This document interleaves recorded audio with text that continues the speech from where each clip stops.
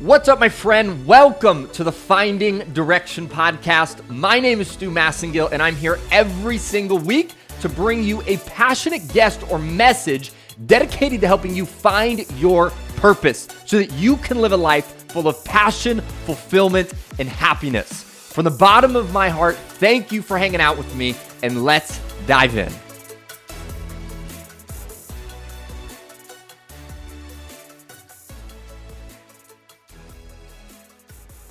What's up, my friend? Welcome back to another episode here on Finding Direction. I am so excited for you to dive into this week's episode as I sit down with the one, the only Rob Dyrdek. And you may know Rob from the show Ridiculousness on MTV. You may know him from back in the day on Rob and Big or The Fantasy Factory when that was around. But Rob is known for so many other things. You'll hear about it here. He is a former professional skateboarder. He has set over 20 Guinness World Records. He's launched the first ever professional skateboard league, Street League Skateboarding. He's the founder of Dyrdek Machine, a venture creation studio, and many, many, many more things. And on this episode, a few things that you can hear us dive into is being hypnotized for success and how it literally set the trajectory for Rob's life today. We talk about how Rob and Big got started and has now led to a multi-decade run on television for Rob. We talk about getting clear on the end in your life, how to become more optimized for happiness. I mean, there is so much gold inside of this episode. I am so excited for you to dive into this one. If you have not already, make sure you hit the subscribe button so you can join us every single week on the show. And without further ado, here we go, my friend. Rob Dyrdek, the man, the myth, the legend. My man, welcome to the show. Thank you so much for being here. Thank you for having me. Yeah, absolutely. So I figured where we could start is your life resume is insane. We'll just call it as it is, right? And I'm curious, like, let's say you are at Disneyland, because I know you and Brie are a big fan of Disney. And let's say you bump into some random stranger and they go, "Oh, hey, like, what's up, sir?" And they start talking to you and they're like, "What do you do?" I'm curious, like, how do you answer that question with, like, the breadth, the depth, I mean, with the life that you've lived? Yeah, it's interesting, and I almost answer it based off of who it is. You know what I mean? Yeah. But I think, I always will lead with that I run a business that creates businesses. I think Yeah. that's sort of at the core, and then it kind of leads into one of the bigger businesses I created produces television. I also have a television show. Uh, Yeah. I'm started and created a professional skateboarding league. I used to be a professional skateboarder, right? So I'll kind of like, if the center is the Dyrdek Machine that kind of owns everything and is sort of the Yeah. ecosystem of my existence, then I can trail out into the accoutrements that may include I've been attacked by a shark and a tiger and broke the world record Yeah. for jumping a car backwards. You know what I mean? If I'm going to let it drift out into no man's land to where it's just like, what? What is this guy? Yeah, they just go, okay, I'll see you later. That's crazy. Cool. So if we dive into your life a little bit, to kind of give the timeline and trajectory of your life, 11 years old, you become a pro skateboarder, right? Super, super young, around 16. 17. I didn't turn pro until I was 16. I started skating at 11, but I turned Okay. pro at 16. I quit high school to become a professional skateboarder in Dayton, Ohio, which was like, Yeah. you might as well have just signed your ticket to like being poor for the rest of your life to everybody in Ohio. You know what I mean? Yeah. Shout out to our Ohio listeners. A lot of my family's from Ohio, so I can relate. My mom went to Dayton, so she's Yeah. from your hood. Yeah. I mean, look, it's like, I would say even when I had my own signature shoe from DC, and now Yeah. like I'm making hundreds of thousands. Even my uncle at that time was like, and he's gonna have to get a job like the rest of us. Even back then, even though it was Yeah. beginning to build, and again, that's that fixed mindset mentality. Right. Like I always like to think that like, man, I grew up in a fixed mindset household with fixed mindset parents that were raised by Yeah. fixed mindset parents. I went to a fixed mindset school. And so it's like breaking out of that just way Interesting. of thinking was the first step in my journey to finding my own path and creating all of these lanes, you know. Yeah. Epic. So then 16 you go pro. You drop out of high school at 16? That's right. Okay. Go to California. Eventually you start your first company at 17. And the phase of your life that I kind of want to jump to is I think you were 24, 25 years old, and you had this experience with, as you like to call it, the great Dr. George Pratt. And I was wondering if you could fill us in a little bit on this experience. It's something that, as I've listened to your story and, when we connected back in the day, it's something that's drawn to me. And actually, full circle, interestingly enough, at the end of this month, I'm actually meeting with someone that's in the same line of work as the Dr. George Pratt, and it's sort of an inspiration from your experience. So could you fill us in for those who maybe don't know who George is? Well, George is a clinical psychologist that's also a hypnotist, right? Okay. So I looked at him as like extra pro because he was at La Jolla Scripps and was a clinical psychologist, and he wrote this book called Hyper Success, and it was about like reprogramming your subconscious through Yeah. hypnosis to so that your subconscious believes you were meant for success, you know? And you got to think about even in the time that I found him, it was at a time where, I had a pretty decent amount of success.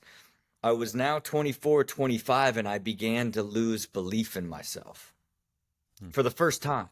Because you got to think everything I tried as a kid, I was good at. Then I really got into skateboarding. Then I became pro. Then I became successful, had a signature shoe, had gotten to this much higher level, but I was losing the passion for the actual sport and really wanted to focus on business. And so it ended up stretching me into this place to where I didn't understand business well enough and wasn't sure if I could find success in that, and then was not focusing on skateboarding and losing sort of the credibility of my skills.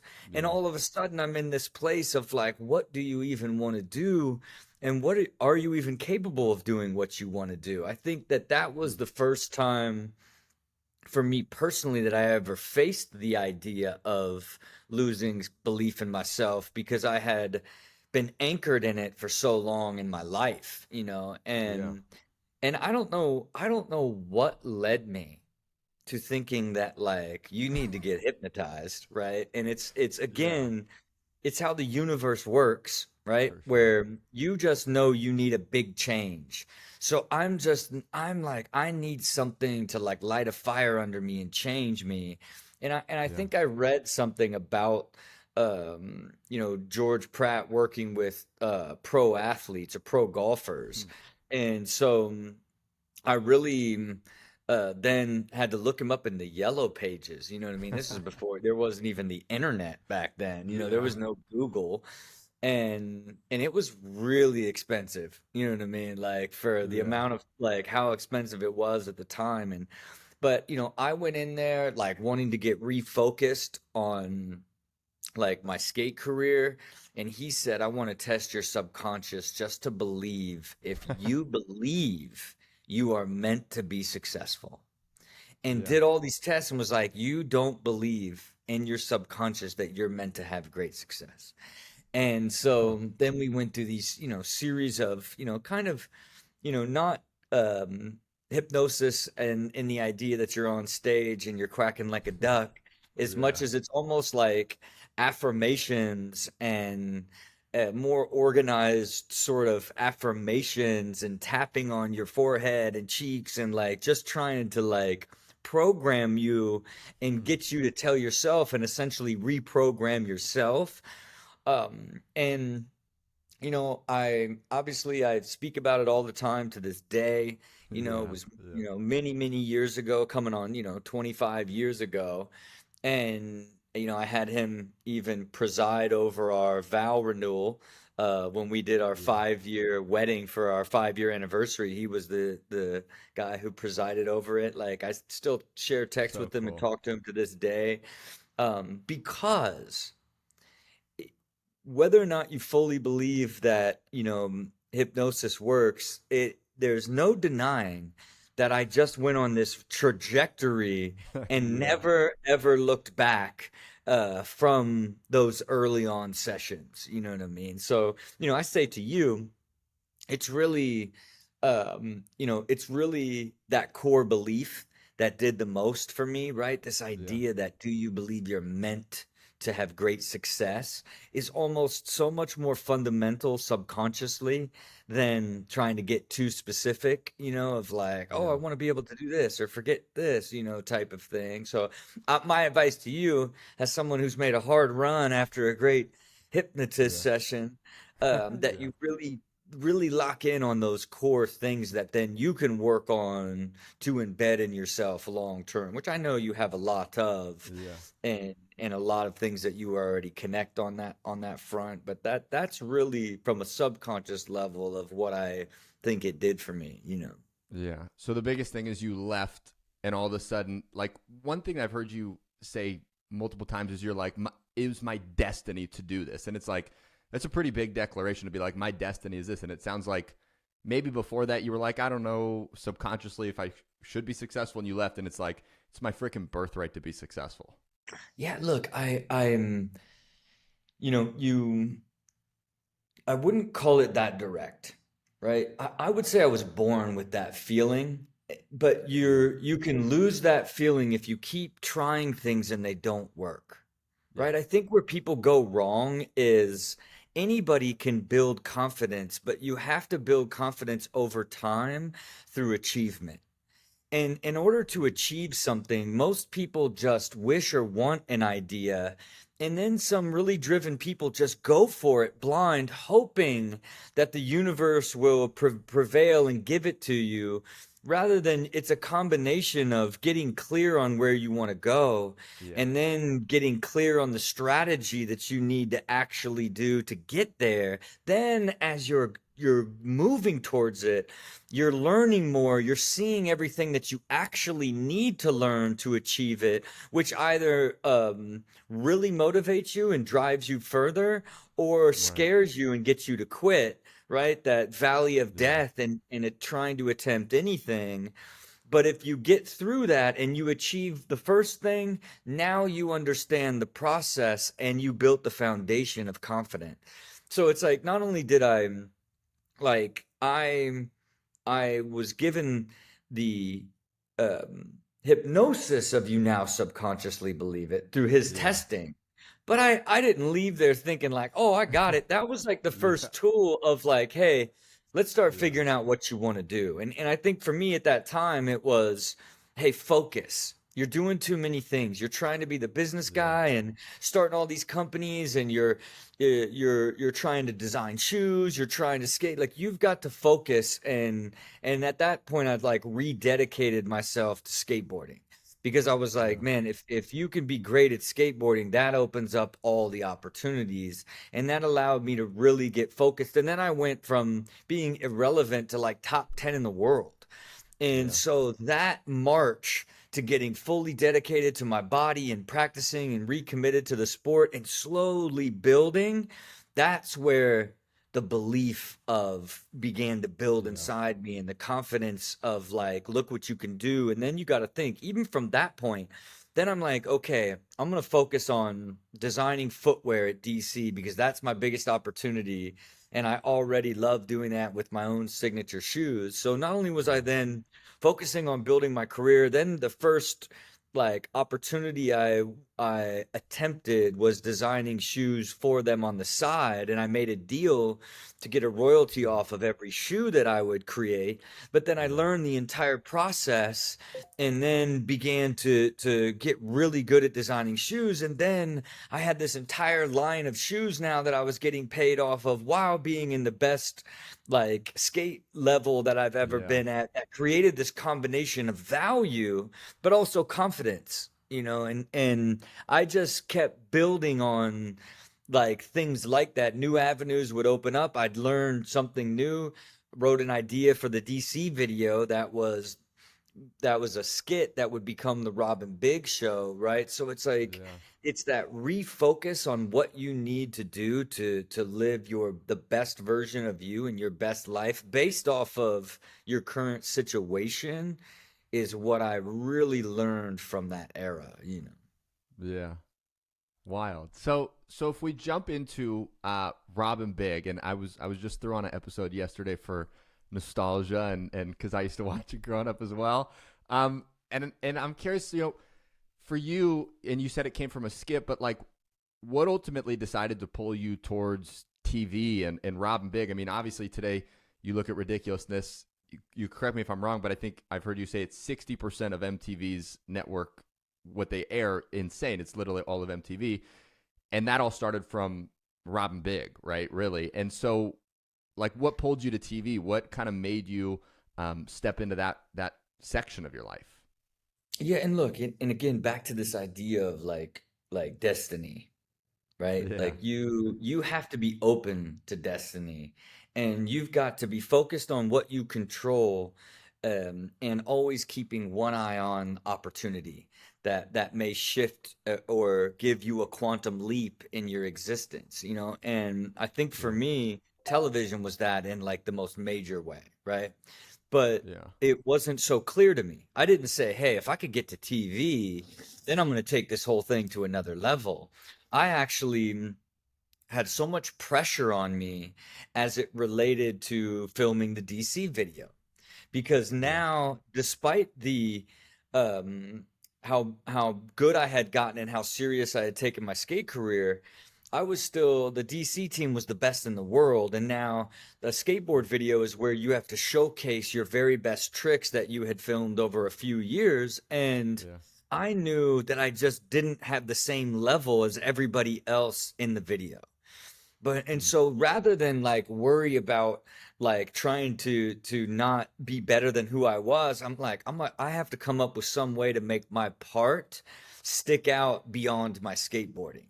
And that's what Yeah. led me to even writing the skit of like this. I'm gonna write this skit where when I go to skate in the streets, instead of a security guard kicking me out of a business park, Yeah. they're gonna have to talk to my security guard. And as soon as we said it, we just laughed out loud at the Yeah. concept. And Yeah. so then it was like, okay, we got to shoot this because the video is almost done. It wasn't like we, had some 100-person cast and me and Yeah. him were talking and like, oh, look at us. This is like Greg Hunt, the producer of the film, literally called a San Diego, security service and said, I'm looking for like a big guy that's kind of funny but like intimidating. And they're like, oh, we got the perfect guy for you. And like that's That is it. big He black. showed up and we shot the skit. Yeah. Nothing more, nothing less. And then the instant like chemistry and just like vibe of like this is really fun. And then the Yeah. DC video came out and it became this massive thing, right? Like we could have never even thought. No part of me ever thought like it would even, who knows how well it was going to turn out. It became this thing that led to me and him racing in the Gumball 3000, a car race together, a Yeah. car race across Europe together, where the director of the documentary was like, can I film you guys? And the director of the documentary, after the film was done, showed it to Jeff Tremaine, and who I knew from Big Brother because he was in the skate culture for so many years. Like he was like, these guys should have a show. So it was never even like on my radar. And then even when Ruben Fleischer, who went on to direct massive films, Yeah. um, was the director of the original director. Even when he was like, "You should do a show," I'm like, "Oh, I don't have time. Like, I'm focused on my skate Yeah. stuff. Like, I'm designing all these shoes. I'm working on skate plazas. Like, I got this vision for a league. I wrote this movie.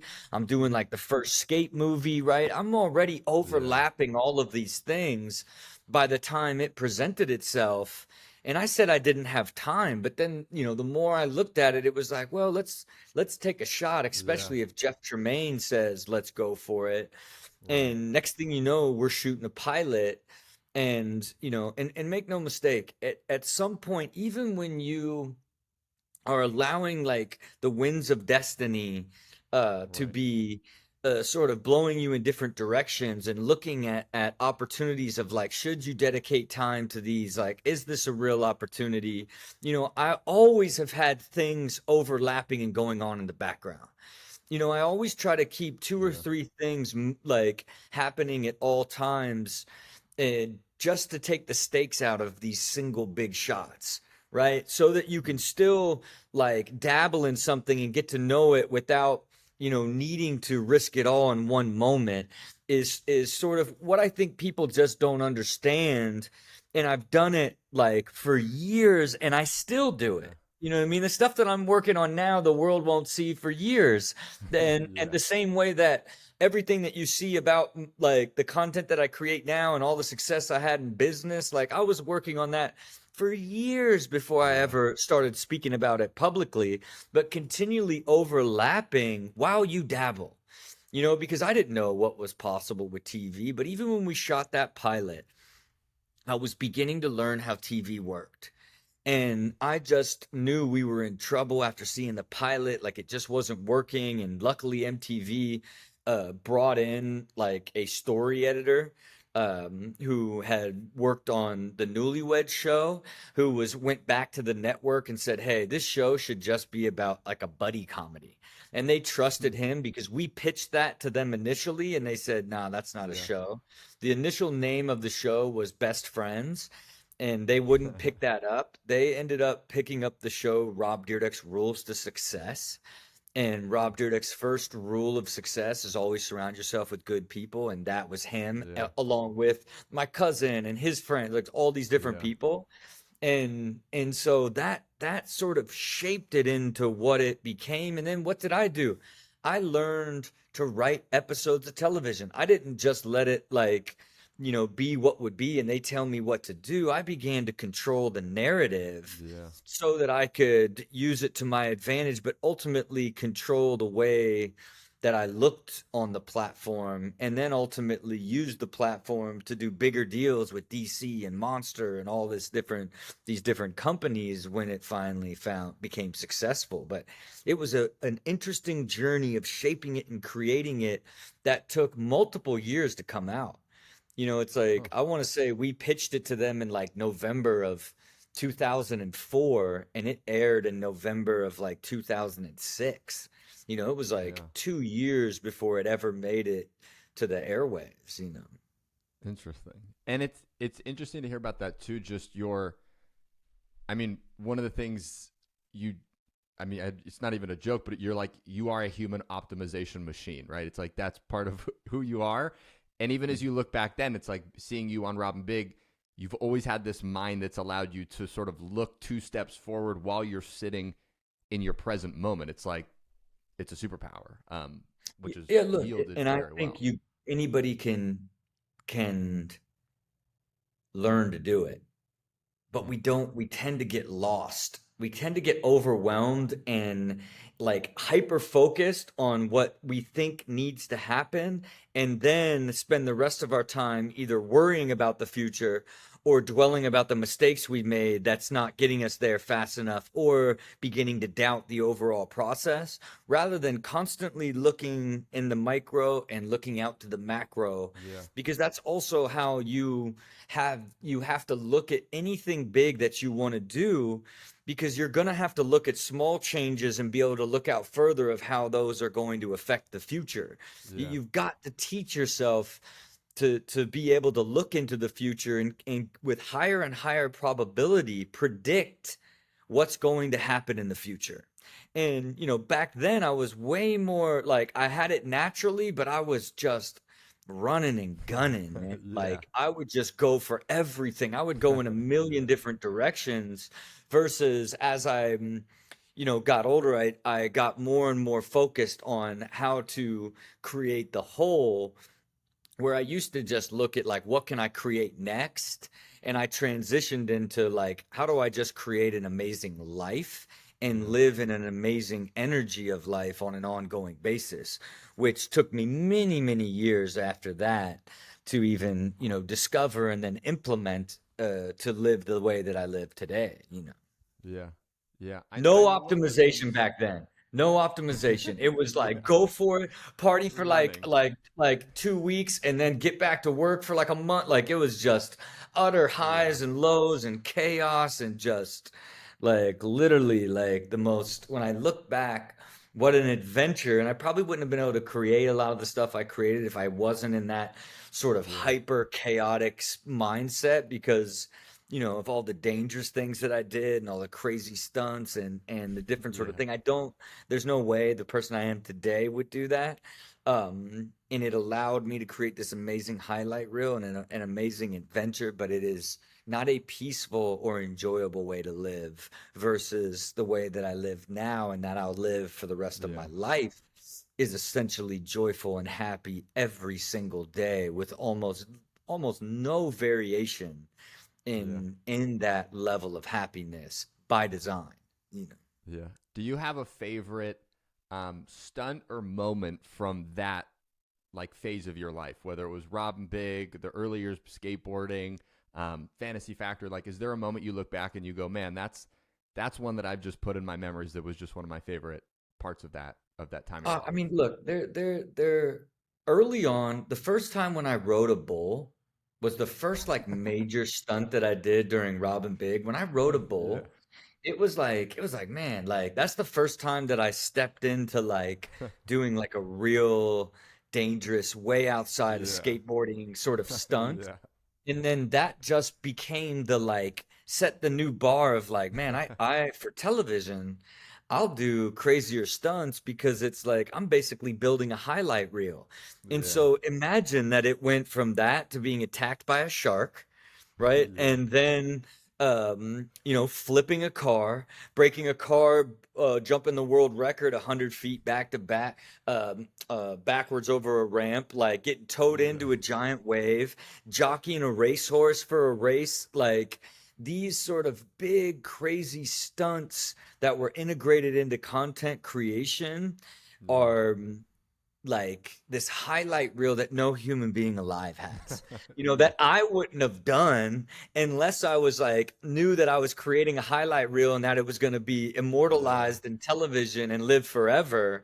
And then Yeah. the more I did, the more confident I got. Now I'm, jumping a monster truck in front of 40,000 people through an exploding RV. It's like I'm getting attacked by a tiger. I'm now like, what else can I do to add to this highlight reel?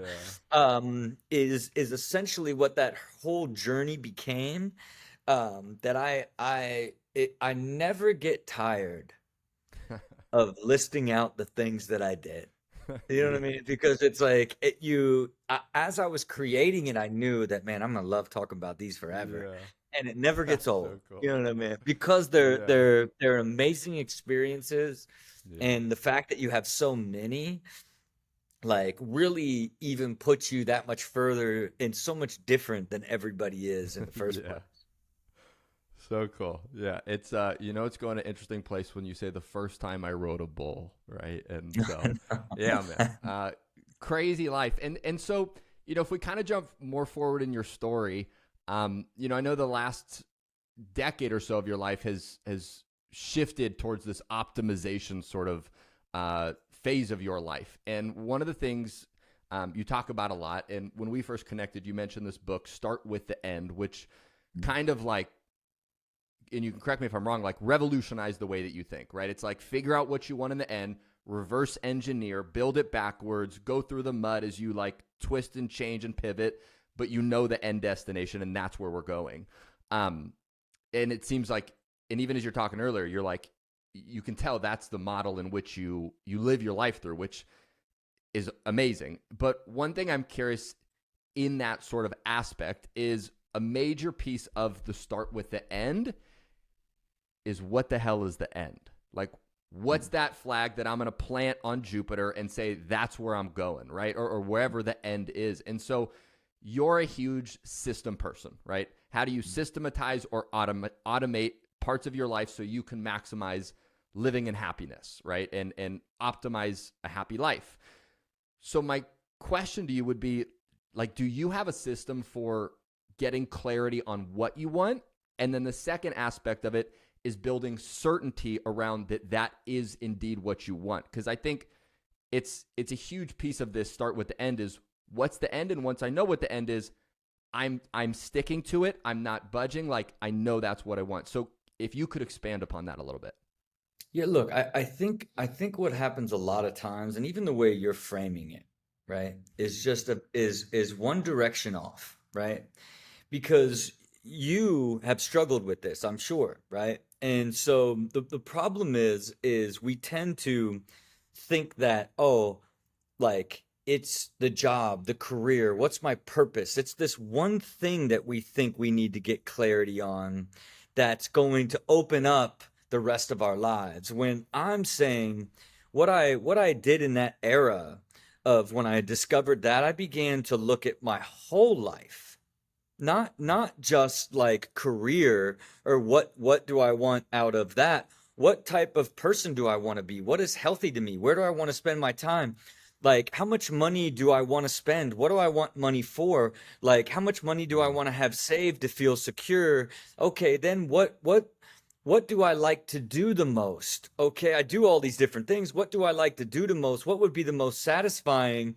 Okay, what do I need to learn? Like you slowly piece it all together, but you do it by asking all of the questions of your whole life, Hmm. right? Because you don't want to design one part of your life. You want to design all of it because it Yeah. all integrates together to make the whole. And so often people think, and I was the same way when I was younger, I kept doing the next thing, thinking that if I put all my energy into this and this works, Yeah. that's going to give me the life that I really want. Rather than designing the life, taking time to decide what it Yeah. is of the what type of life, how would you spend your time, who would you be with, what things give you energy, what things do you not want to do, like talking through all of that and just having a base structure of what like a holistic life design would look like. And then my career was one piece of that. Hmm. You know what I mean? And Yeah. and for me, even in that era, I did so many different things from a self-discovery standpoint. I took all these Yeah. personality tests, a bunch of different ones, and I would recommend to anybody who just doesn't like fully know that the more that you can do from a self-discovery standpoint of like these great personality tests like insights or principles you where like you're reading about you and you Yeah. say, oh, that is the way I am. Oh, Yeah. I do that all the time. Like, oh, that is actually me, right? Like that was incredibly helpful for me to then now have the insight to how I would design the Dyrdek machine in the first place, Yeah. right? Because I needed like the clarity on sort of, oh, I do start things and then get excited about them, then lose interest in them, and then start another thing and then end up doing too many. Like it Right. was this really interesting sort of aspect. Another piece of the personality test was like, I work so much better when things are clear, beginning and ends are clear, right? And it's like, oh, that's so true, Yeah. and for me that laid the groundwork of like, okay, I love creating companies and I love like like supporting companies, but I don't like operating companies. So I've Hmm. got to create a system where I can create companies, be in that ideation and excitement of creating it, but build it in a way and partner with people that it can operate with me only advising rather than me needing to do everything and Right. run the company, which I was doing at that time, and that was a huge breakthrough for me because then it's like it made me realize like, oh, this is why I love shoe design so much, is like all I had to do Yeah. was like come up with the idea, the shoe would go through the process, it would be done, and now it was in market, I'm making royalties. Oh, a television Yeah. show, all I got to do is like lay out how I want to do it, I go and shoot it, it's done, it's in the ethos forever. I began to see sort of these Yeah. patterns of the way that I like of the things I really enjoyed, and then I began to build strategies and plans into that. Right? Because Yeah. I was at a crossroad of like, man, you put so much time and energy into building Street League. It's your Yeah. baby. Like, but every time I would be like, you should focus on build like just running Street League, it would make me miserable. Yeah. Because when I thought about just running street league, and that was in that same sort of era of discovery where I was like, wow, look at that. Look at how much it makes you feel like you just couldn't just do this Yeah. one thing. And then for me, it like I'm through the journey, like even as I got that clarity and began to do it, all that clarity did was give me energy to start Yeah. and learn and evolve along the way. And along the way I wasn't sure if it was the right approach. You know what I mean? And Yeah. it's even in that zone, I didn't even want to shoot TV anymore. And Hmm. then when TV, once I got so much clarity, and it was like, wow, look at TV as like this is actually your resource that not only can Yeah. fund your vision, but then the first company that you could build and sell is a production company with your new Yeah. system, right? So TV then changed for me as what it meant to me. And I would equate TV to like somebody's normal job, or something that they know Yeah. really well that they don't like. I looked at it as like I just don't want to do this anymore. I don't want to be on MTV at 40, right? Yeah. Like that's how I was back then. You know what I mean? Now I'm going to be deep into my 50s on MTV. Yeah. But it's that sort of reframing and its purpose for the whole changed. Then I'm like, well, okay, then just make TV easier. Then I began to implement the Yeah. systems and the automation and figure out how to shoot like more efficiently and faster and play with the schedule so it wasn't as grueling on me and began to make TV easier and easier. Then it served a purpose in my vision that meant more to me, that was connected to how I wanted to live my life as a whole. So I Yeah. never lost sight on like designing my business vision and life vision simultaneously. And Yeah. so the better I got at, and the closer I got at realizing the business vision, I was also realizing my life vision, so that I was getting better and better at everything in life rather than just getting better at one thing, right? That's Right. that's where the optimization comes in, because at some point you have so much intention and clarity in the whole that you're in sort of this perpetual state of optimization where you're making Right. everything in your life better and better over time, getting better at understanding yourself, getting better at using your time, getting better at understanding your energy, getting healthier and healthier, getting automation and more systems to make things less effort and more neutral, like hiring more bodies to get back more time. You Yeah. just look at your whole world through the lens of how much time am I spending, what type of energy does it feel, and then where is my mind as it relates to balanced or being pulled too far into the future, or Right. being pulled too far in the past. Are you able to be present with intention, and how do you just keep optimizing that sort of mastery of time, energy, and mind as you're changing and the world's changing around you? That's Yeah. sort of like the thing that I try to preach the fullest, is the idea that it's like design the whole and harmonize the whole, and then began to get better in all aspects of life and make goals for all aspects of life, so Yeah. you get better and better at being you for the rest of your life. And that's healthier, that's happier, that's wealthier, that's all aspects, because you don't want to focus on one area, health or relationship, or, Yeah. just business or work, and then everything else suffers, and then you're trying to like overcorrect now, which is almost impossible depending on how deep the programming is in the way that you live your life. Yeah. How much do you feel like measuring? Because every day you measure a lot of things about your life. How much do you feel like that helps you in your life kind of have this continued harmony?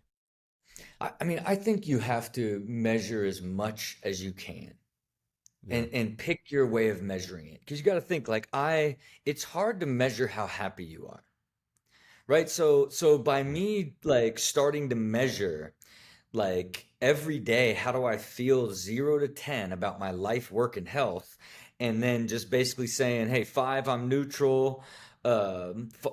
Six and above, I'm hopeful.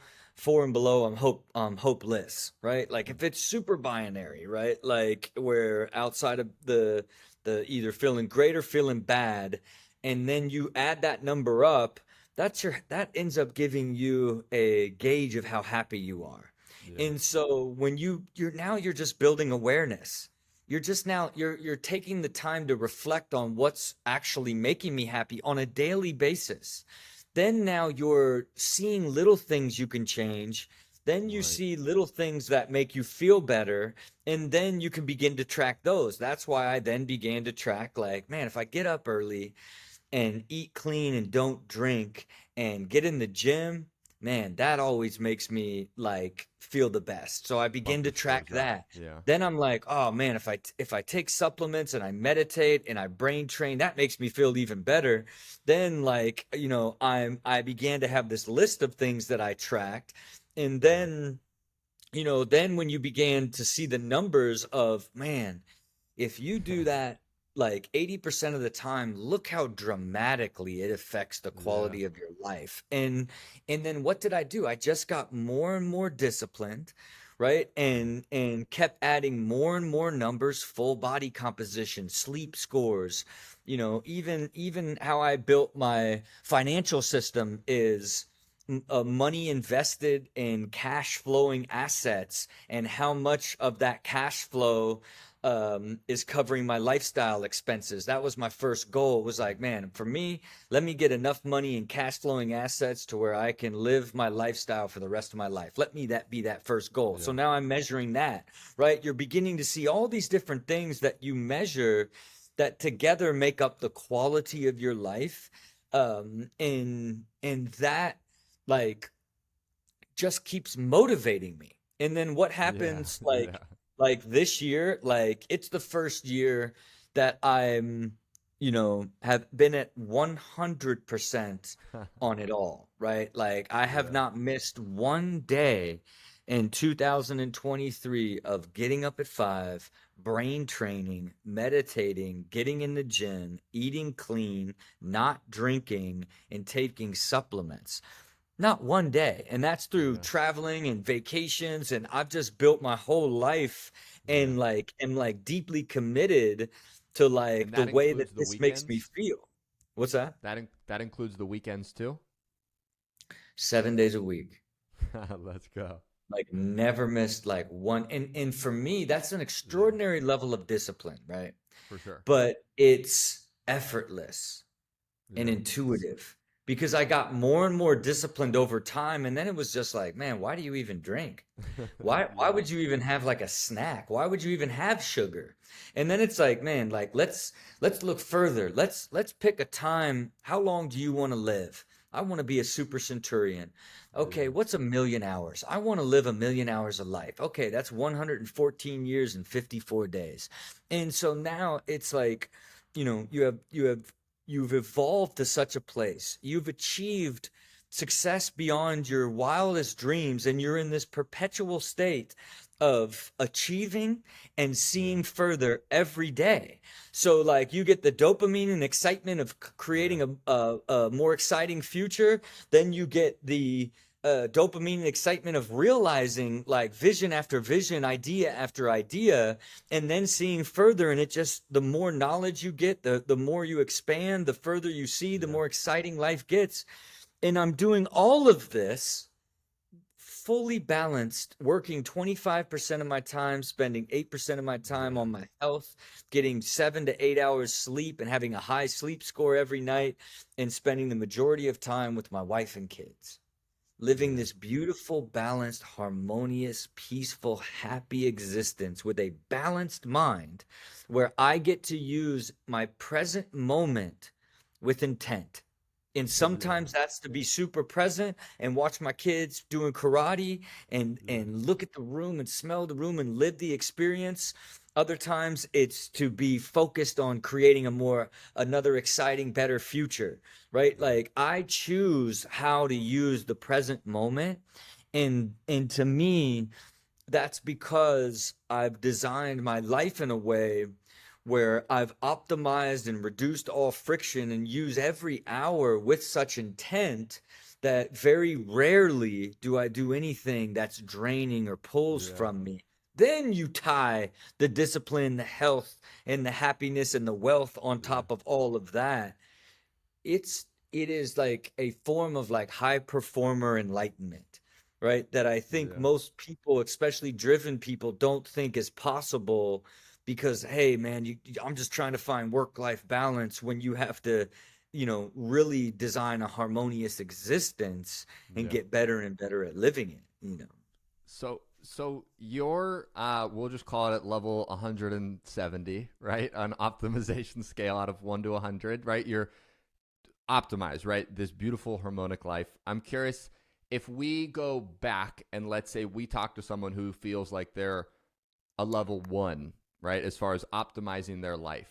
What would be like if you could only give you could tell them 3 things and say these are the 3 things you need to do to start optimizing your life and get from a level 1 to level 2 to level 10, eventually maybe higher than that. But like, what are the 3 things you would give someone to start optimizing their life with? Yeah, and look, you got to think about what optimizing ultimately is, right? Like optimizing is this subtle evolution and incrementally making something better after Yeah. it has order. And I think you just have to look at your existence and break it up into health. What's one thing that you can do to increase your health? Sleep 8 hours, go to the gym Yeah. 3 times a week. What's one thing you can measure? Hey, like get a Whoop, get an Aura ring, get Yeah. a scale, right? Like figure out like one thing you can measure and one thing you could do that would make you healthier, right? Look at your work. Okay, what could I do to make work easier? Is it someone that you work with all the time that annoys you? Is it like you're always playing catch up? Is it someone that you work? Do you need to focus on getting another job? What is something that would make your work easier for you? Yeah. And look at your work as your income, your stability, your security. What can you do to create a savings? Even if it's incremental and small, and learn one place, an index fund where you want to invest money. Yeah. So, how do you make your work a little bit easier for you? How do you spend a little bit less and start saving so you can feel like you're making it somewhere and just say in your head, oh man, if I could have 500,000 saved, that would be Yeah. incredible. Like, and even if it seems impossible right now, and you got to start with putting, $200 a month away, right? That's even going to put pressure on you because you got this, then this, and this. Right. If you just build 1 or 2 measurable things and look at what can you do to systematize or make that section of your life a little bit easier, like that is you're going to get Yeah. immediate energy. And then you look to your life, right? So now you got your health, your wealth, and your work. Then you look at your life, the people, your passions, the things that you love to do, your growth you want to reach. Just put a line in the sand that I'm gonna, you know, spend 1 hour a day walking with my girlfriend. I'm going to spend 1 hour a day reading. I'm gonna play tennis twice a week. Whatever it is, like Yeah. like decide on a handful of things that if you just committed the time to it and began to do it, that would be give you energy and make you happier. If you just look at those few Yeah. things between health, life, and work, like you now have your very first baby life design, Yeah. and it's extraordinary. You'll be like, what? Let's Like, and go. and you're now designed the whole. And now just put some incremental milestones of where you'd like to go in each of those, and now you have a place that you're going. And as Yeah. you're going, you're just learning more, and you have to constantly be thinking of things to measure, and it's difficult to do. Um, but I'm whether you journal, you have to do some sort of like bit of reflection Yeah. on what you need to change in your life on an ongoing basis Yeah. until you don't need to change anything. Right. Yeah. And that's really what I did. Like, from that qualitative data, by just asking myself, how do I feel 0 to 10 about my work, my health, and my life? I began to see the things that pull me down, And there's not that many things that actually bring you down. It ends up being the same sort of things keep showing up. And now you Right. know, like, I need to, here's the thing I need to change, or this is what I need to Yeah. do. This is the person I can't be around. Like, that was a big thing for me early on, was like, wow, like every time work is driving me down, it's by the same person. And Yeah. and it wasn't like the Interesting. person was like overly like a bad person, wasn't even like overly toxic. Yeah. It was just the way that our relationship was in business wasn't was what was just ruining my energy and bumming me Yeah. out all. And that releasing from that was a major thing. Other friends in my life that it'd be like, I'm drained because I spent all day with my one friend that just, has to just like talk about everybody and is super negative. And now I'm Yeah. debating negative things. You know what I mean? It's Yeah. like Yeah. it becomes so clear, but it's not, it's just picking a handful of things in your whole life.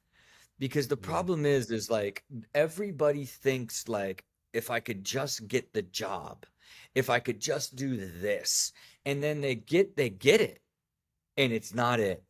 Yeah. Because it's way harder than they thought, it's different than they thought, it's not as like fun as they thought. It's all their expectations that were tied into this was supposed to be the anchor. All the other aspects of their life and health, Hmm.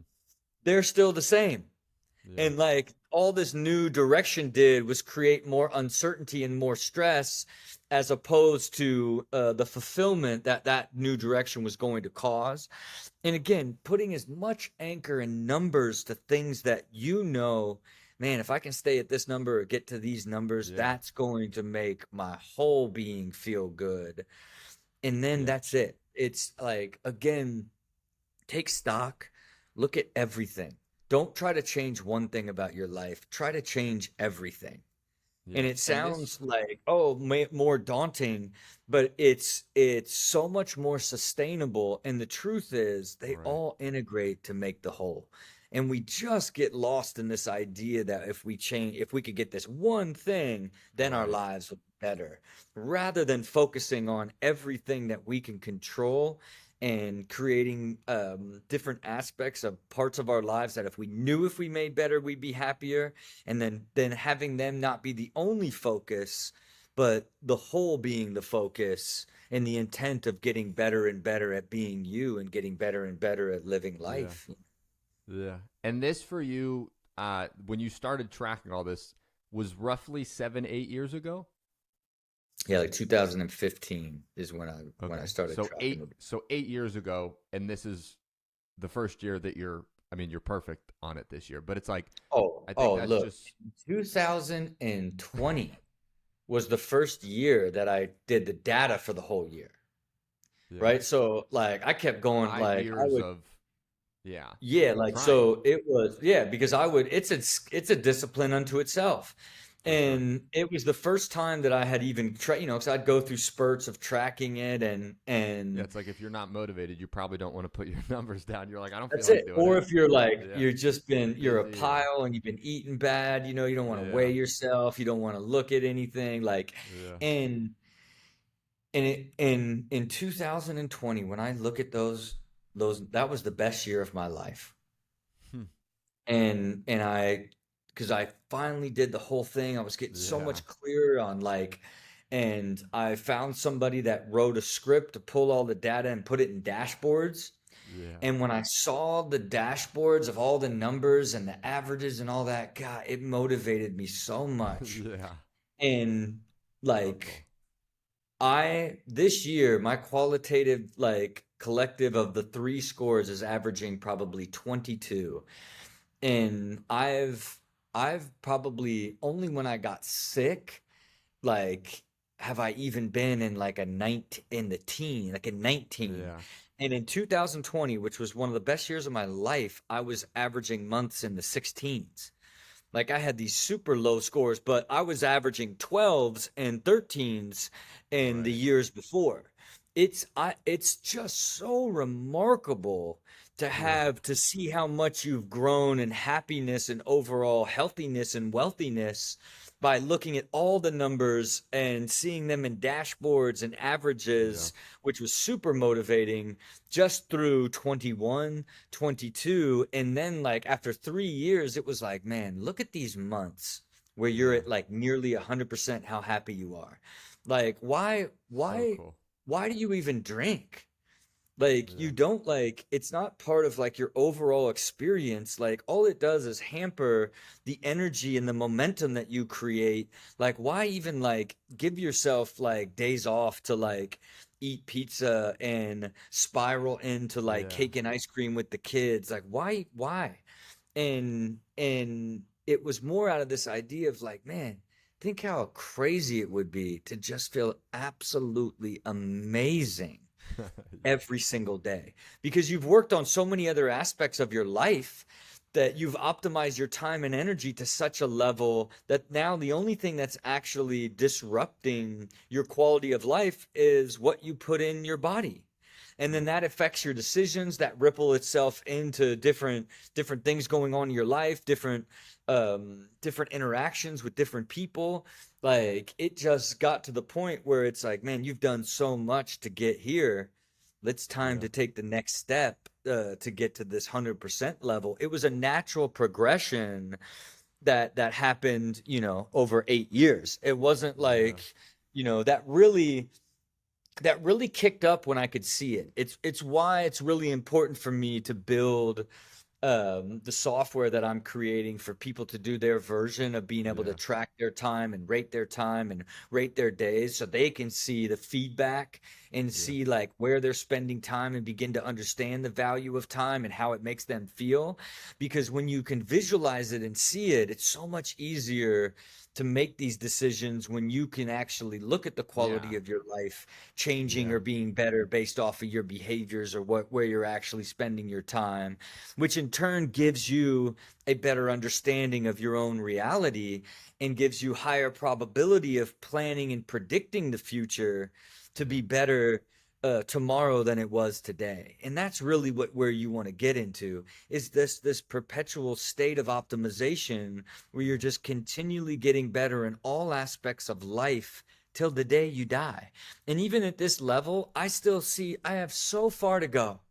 I have so far to go. I have so much clarity on all the things that I still need to do that could get me to a sharper and sharper level. Yeah. And that's almost like the beauty of it, is when you start from a place of clarity and you grow into it, you're learning all of these different aspects of your health and money and relationships and your visions. You're Yeah. you're getting so much depth of knowledge that you're slightly changing the future and getting more excited about where you're going to go on an ongoing basis, but you never lose sight of how much better you can make the future. And that keeps it in this continually exciting phase. And Yeah. you just feel like you have purpose to continually getting better, because it's so clear on what you need to do. But you understand time so well that you know that, hey, that's going to take me 4 5 6 years, and that's, Right. from launching the philosophy to the software to building my house for 10 years to, taking, 3 4 years to launch the machine, to everything that I'm doing is just these overlapping short-term long-term plans that I continue to realize, because I'm able to see like that's going to take me 3 or 4 years before I can actually do that, but I know Yeah. that's where I'm going to go in 3 or 4 years. It's that continual way of seeing the world that allows you to guide your reality with a higher probability. Then the universe conspires to bring in opportunities and things Yeah. you never even thought of, that shape that further, and you see more opportunity inside what you've already created. That then the magic side of life, where you're like, I can't even believe this is life. Then you run that all the way back to the core, where you're just living this super intentional, highly present existence. You're just overwhelmed with gratitude. I walk around Yeah. this office like, you are so lucky. Like, I constantly am like, Yeah. this, you are so lucky that this is your life. Like, that is Yeah. how you feel in this state on an ongoing basis, where even at this zone, you still can't even believe it's real, even though you saw it, realized it again and again and again and again. It's still like, man, this is just crazy. Yeah. And that to me is sort of the purity of this, like what it feels like to have the whole in a continuous state of optimization, right? When Yeah. you're just incrementally seeing further and making it all better is what I know every person can actually get to, because you can't get there from working hard. You have to get there from working harmoniously and living harmoniously. You already have to be in a state of happiness and balance and healthiness, and in order to ever even get there, that's the beauty of it. And Yeah. then I digress all the way back to it starts with a couple things on the health side that you can do and you can measure, a couple Yeah. things on the work and wealth side, a couple things on the life that you know would build harmony in your time and your energy. That's where it Yeah. starts. And then And as you begin to do it, you learn more and more about you. You like more and more about what it means to live in this yeah. harmonious state, and you just get better and better at being you over time, you know. So cool. And any rough idea when this software will come out? Just curious. You know, I'm doing this whole integrated platform that is the book, that is all this content, that is the Yeah. software, that will probably be like summer of 25. Cool. You know, perhaps even 26, you know, because, you know, I'm the beauty of being in this position too is it's a legacy piece, and you know, I can invest into hiring all the teams, and Right. then I still work at it, you know, in between everything else that I'm doing. So and I want it to sort of reveal itself to me, and I really wanted to like, to be able to test it and use it the same way that, you know, I've been working on the book for 3 years nonstop, Yeah. just until it can reveal itself in detail and then be codified into this is a timeless work that's going to sit next to Think and Grow Rich Yeah. and the 7 Habits of Highly Successful People and The Richest Man in Babylon and Atomic Habits. Like, I wanted to sit with the great works that lives perpetual. And Yeah. so there's a process in creating something that's simplicity on the far side of complexity, because this is a complex concept and you can tend to go too deep. And I want that to be the entry point to basically see the whole, how the whole integrates to make all of you design it in a harmonious way and just make it better forever. Now it's a philosophy rather than a tactical how Right. to, and getting all of that then can be realized in the software, so it's now can be easily executed, and AI can help coach you through it, Yeah. like so that it can guide you and be your accountability partner. Is something I Very want to be cool. really patient about, because Yeah. it's I think it'll make a huge impact on people, when it's done the right way, you know. Yeah. Love it. So, Rob, two last quick questions I have for you. And one, massively grateful and again appreciative of you coming on and sharing your wisdom. You're a wizard and a ninja, and grateful for your time. I'm curious for anybody that's here and's like, holy crap, this is the dude on Ridiculousness, and this is what goes on his brain, and I want to hang out with him more. Where's the best place for them to hang out with you and dive more into your world? Yeah, I mean, look, you know, like right now, I just sort of each week fire off 25 minutes, you know, just in sort of philosophically a different sort of aspect Yeah. of what I'm working on the whole. And then I break that out into, you know, for the podcast, and break that out into 4 or 5 videos, and then push that across Yeah. all the platforms. So, you know, if you want to hear this version on an ongoing basis, it's Yeah. basically all the social media, Heck yeah. for now, you know. Okay. And we'll put that in the show notes. My last question for you, it's a question we ask for all of our guests because we want to help our listener find direction, but we believe in doing it through action, is what is one thing that our listener could do in the next 24 to 48 hours to start finding direction in their life? I mean, look, I would go to Principles U and do a personality test, because Principles U will give you a detailed breakdown of who you are.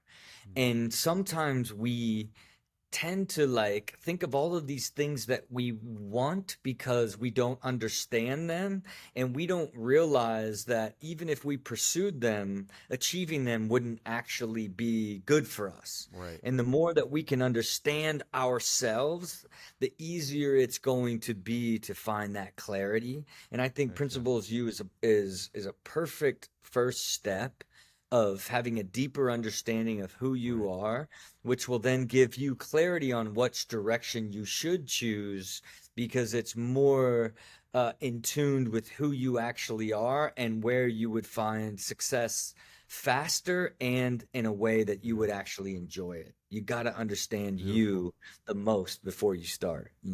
Let's go. Let's go, Rob. Well, I, again, a million times over, appreciate you being here. And thank you so much for your time today, Rob. Really appreciate it. Got it. Continue to pursue. Let's Optimize go. today for a better tomorrow, Stu. Congratulations, my friend, on crushing it through another episode here on Finding Direction. Make sure you give yourself a pat on the back, a round of applause, because you are one of the few who is not willing to settle for less than a life that lights up your soul, and that is absolutely something worth celebrating. I hope you got some nuggets from Rob there, and I hope you take those things and, more importantly, start to apply them to your life. Thank you so much for hanging out with me on this episode. If you have not yet, make sure you smash that subscribe button. And if you don't want to go anywhere, don't feel like you need to. I have another episode coming up right after this that you are more than welcome to hang around for. All right, my friend, I'll talk to you soon.